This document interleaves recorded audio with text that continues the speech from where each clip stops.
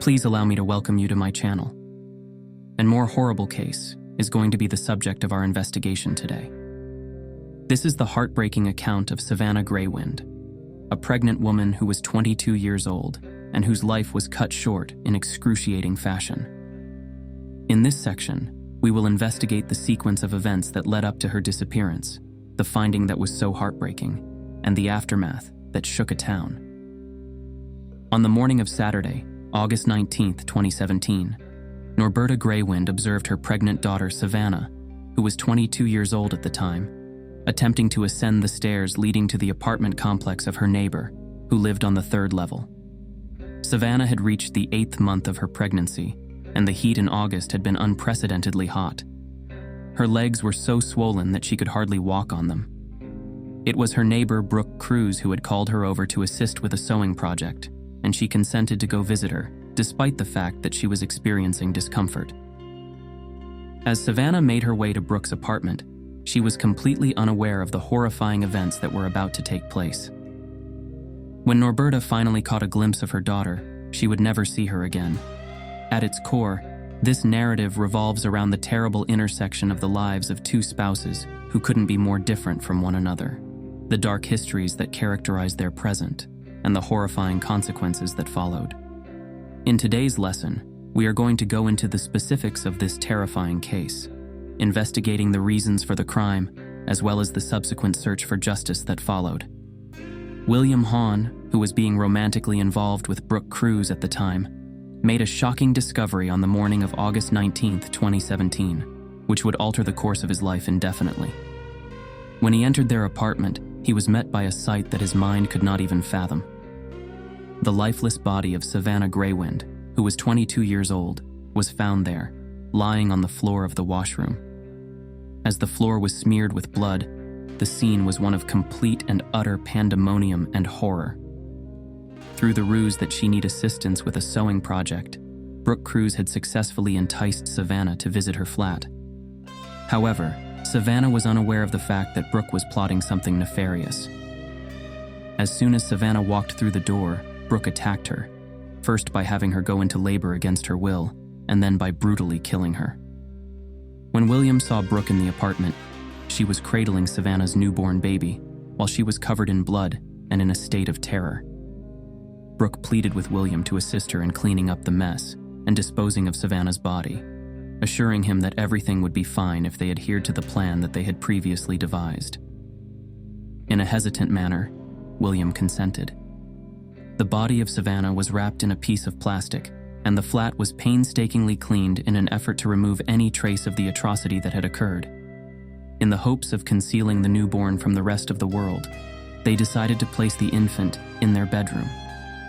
When William and Brooke discovered that Savannah's body had been concealed, they rushed immediately to dispose of it. They traveled to a distant region along the Red River, where they intentionally disposed of the body in the hope that it would never be discovered again. The following day, they made an effort to act as if nothing had occurred the previous day. Brooke made an effort to take care of the child while William was at work. She even went so far as to tell her friends and neighbors that the baby was hers. However, almost soon after they began, their strategy started to fall apart. The neighborhood had already begun looking for Savannah, and it didn't take long for Brooke and William to become the focus of suspicion. Following a comprehensive investigation that was carried out by the authorities, the body of Savannah was eventually found, and both William and Brooke were taken into custody because of their involvement. Savannah Greywind was born to Norberta and Joe Greywind on August 9, 1995, in the town of Belcourt, Nebraska, in the United States of America. As a member of the Spirit Lake Dakota tribe, she was the oldest of her 4 siblings and the oldest of her siblings. When Savannah was a child, she was well known for her generous heart, her courageous spirit, and her unwavering commitment to her family and the community. Savannah's life was full of opportunities and hopes for the future. Her relationship with Ashton Matheny was filled with affection, and the two of them were looking forward to the arrival of their first child with great anticipation. Together, they intended to establish a future for their new family by moving in together and starting a family. Savannah was thrilled about the new options that would be presented to her as a result of her recent employment change. Savannah was 8 months pregnant at the time of the murder, and she was residing in a modest apartment in Fargo, North Dakota, with her parents until the time of the crime. There was a strong sense of community among the family, and Savannah frequently assisted her mother with duties around the house and took care of her younger siblings. Despite the difficulties she had during her pregnancy, she maintained an optimistic attitude and a hopeful outlook on the future. The story of Savannah Greywind serves as a terrible reminder of the horrors that can take place behind closed doors, to name just one example.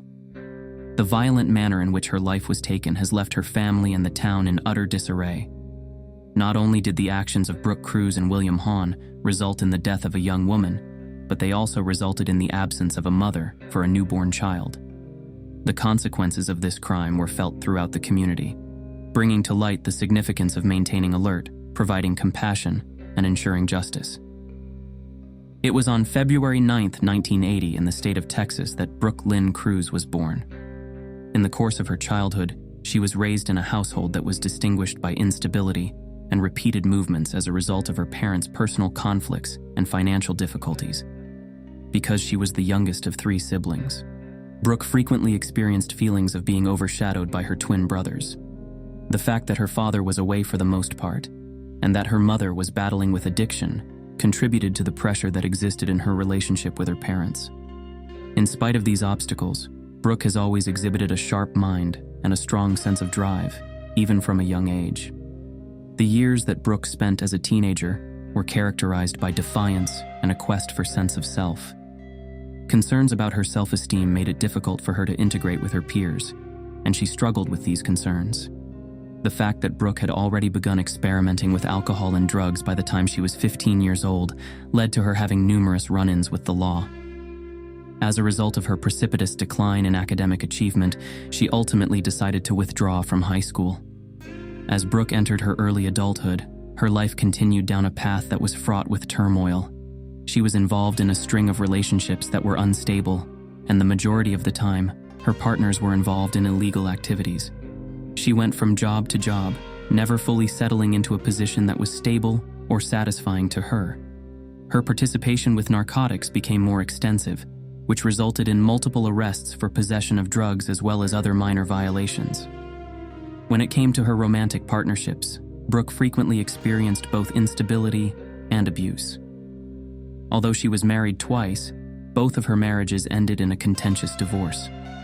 Her unpredictable conduct and substance misuse were stated as factors for the breakup of her marriage to her second husband, with whom she had 2 children, who were also her children. Brooke was dealt a heartbreaking blow when she was deprived of custody of her children, which further exacerbated her melancholy and prompted her to try drugs.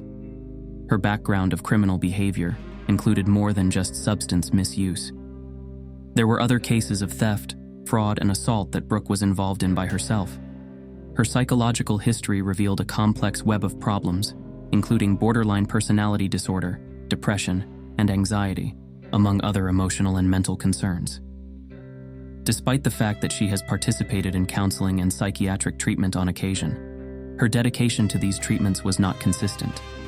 On August 19, 2017, it was revealed that Savannah Greywind had gone missing, and her family was immediately overcome with worry and despair. Savannah's mother, Norberta Greywind, recounted the last time she saw her daughter, who was 8 months pregnant and joyful, about the impending birth of her first child. Savannah was looking forward to the arrival of her first child. The families were quite close to one another, and Savannah's sudden departure was extremely out of character for the family. The authorities were notified in a timely manner, and an initial search was initiated. Officers conducted a search of the surrounding areas, as well as a search of the neighborhood within, and spoke to residents. In addition to the distribution of flyers that included Savannah's picture, her family also took to social media in an effort to solicit any information that would lead to the discovery of her location. Since Savannah had not been seen or heard from for some days, the police inquiry became more intensive. The investigators gathered information by conducting interviews, analyzing CCTV footage, and following Savannah's last known movements. The participation of the general people was essential. Volunteers organized search parties, and local companies provided assistance in the form of resources and labor while also offering their assistance. Savannah was the subject of extensive media attention, which increased the amount of pressure placed on the authorities to locate her. A major breakthrough came when police received a tip that led them to the apartment of Brooke Cruz and William Hahn. Upon entering the residence, officers were stunned to find a healthy newborn baby, a baby that Brooke claimed was hers. However, her story quickly began to unravel. The inconsistencies in Brooke's account were glaring. Initially, she told officers that she had given birth in the apartment, but there were no medical records or evidence to support her claim. Under intense scrutiny, Brooke's demeanor shifted, and her story changed multiple times. The police grew increasingly suspicious, leading to a more thorough search of the apartment and the surrounding area. Their suspicions were confirmed when Savannah's body was discovered wrapped in plastic and hidden in a remote area along the Red River. The autopsy revealed the horrifying truth. Savannah had been murdered, and her baby had been forcibly removed. Brooke and William were immediately arrested and charged with conspiracy to commit murder, kidnapping, and providing false information to authorities. The discovery of the baby and the subsequent arrest of Brooke and William sent shockwaves through the community. Savannah's family was devastated by the loss, but found some solace in the safe recovery of her child. The public's outrage and grief underscored the importance of community vigilance and the relentless pursuit of justice for victims of such heinous crimes. The investigation into Savannah Greywind's disappearance and murder highlighted the critical role of both law enforcement and the public in solving crimes. It also brought to light the tragic and complex background of Brooke Cruz, a woman whose life of instability, mental health issues, and criminal behavior culminated in an unspeakable act of violence. Savannah's legacy lives on in her child, and her story serves as a poignant reminder of the need for compassion, support, and vigilance in our communities. On August 24, 2017, following the discovery of Savannah Greywind's body and the rescue of her newborn baby, Brooke Cruz and her boyfriend, William Hahn, were arrested and charged. Both were charged with conspiracy to commit murder, kidnapping, and providing false information to law enforcement. The charges against them painted a grim picture of the premeditated and brutal nature of the crime. During police interrogations, Brooke initially attempted to maintain her story that the baby was hers. However, under intense questioning and faced with mounting evidence, she eventually confessed to the crime. Brooke admitted that she had lured Savannah to her apartment under the pretense of helping her with a sewing project. Once Savannah was inside, Brooke attacked her, ultimately causing her death. Brooke provided chilling details of the crime, describing how she cut the baby from Savannah's womb while she was still alive. She explained that she had been desperate to provide William with a baby, believing that it would strengthen their relationship. Brooke's confession was harrowing and revealed a calculated and gruesome plan to take Savannah's baby as her own.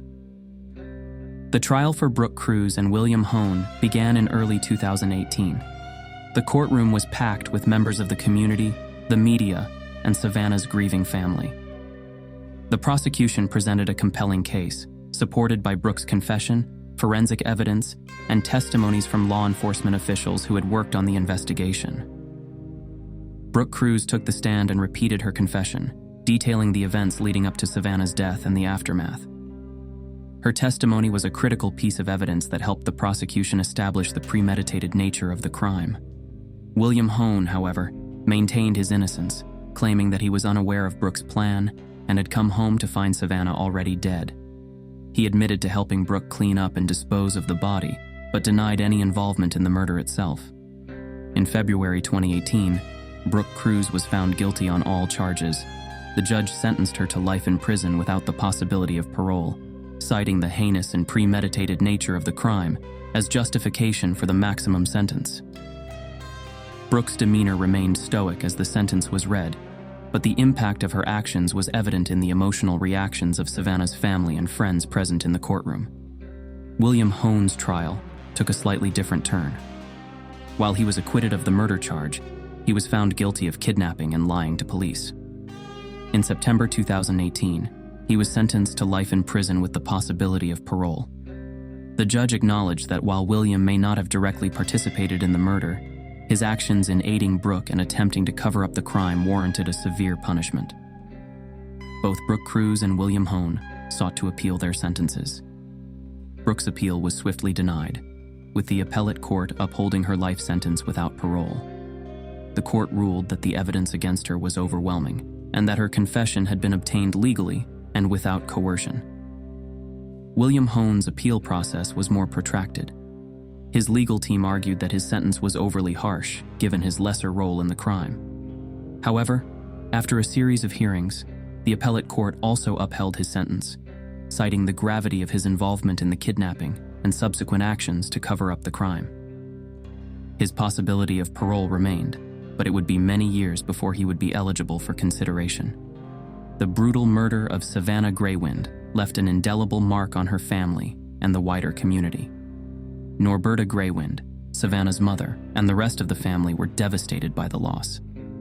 In the days and weeks following the discovery of Savannah's body, the family grappled with immense grief and the overwhelming task of navigating the legal and emotional aftermath of the crime. Savannah's baby, who had miraculously survived the horrific ordeal, became a beacon of hope for the Greywind family. After a legal battle, the custody of the baby was awarded to Ashton Matheny, Savannah's boyfriend and the baby's father.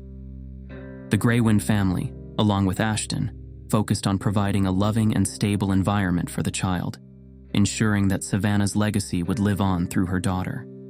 The case garnered significant media attention, both locally and nationally.